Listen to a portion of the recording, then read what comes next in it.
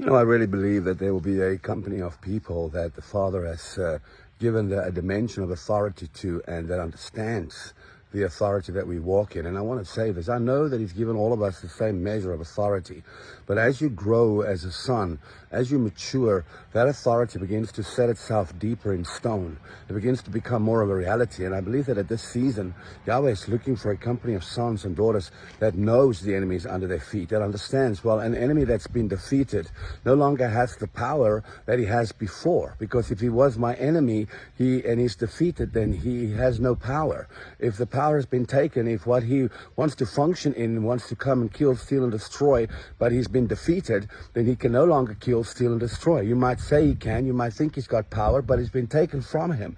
So we have to be the company of people that know that he has been defeated, that understands he's under my feet, that understands he no longer has power. The only power the enemy has is the power that you give him. Therefore, I do not focus on sin. I do not focus on demons. I do not focus on Satan and every power and principality out there. I focus on Yeshua. I focus on the angelic. I focus on the saints of old, the men in white linen. I focus on the living letters, the living beings. I focus on that which is around the throne, the four living creatures, the 24 elders. I focus on my Father. I step in to the Yod Hey Vav Hey. I surround myself with His presence and His glory. See, a company of people that doesn't war and try and fight because the war has been won. The fight has been won already. Satan has been defeated.